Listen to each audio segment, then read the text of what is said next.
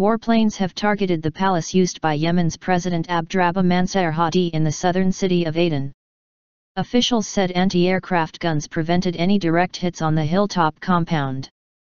But witnesses saw smoke rising from the area afterwards.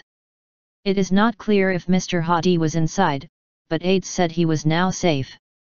Earlier, there were clashes at Aden's airport between troops and militiamen loyal to Mr Hadi and those backing his predecessor and the Houthi rebels.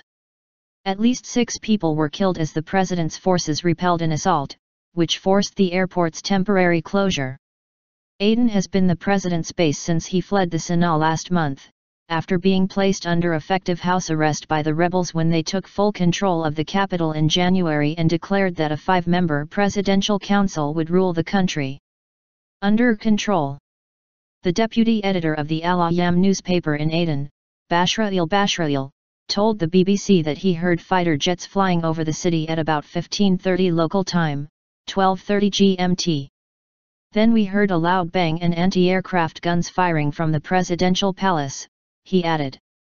Some witnesses who live within a few hundred meters of the palace saw smoke coming out of the buildings. Officials said the warplanes fired at the compound but missed the palace, hitting a nearby hillside. No damage was caused and no one was believed to have been hurt, they added. A security source told the Reuters news agency that the situation was under control and there was nothing to be worried about. It was not immediately clear if the president was inside the palace at the time of the attack. One of Mr Hadi's aides told the Associated Press that he had not been there, but another was quoted by the AFP news agency as saying that the president had now been evacuated to a safe place. The officials said the planes were flown by pilots allied to the Houthis and former President Ali Abdullah Saleh, who handed over power to Mr Hadi in 2011 after mass protests against his rule. Sky News Arabia reported that the planes had taken off from Al Ghulaimi Air Base in Sanaa.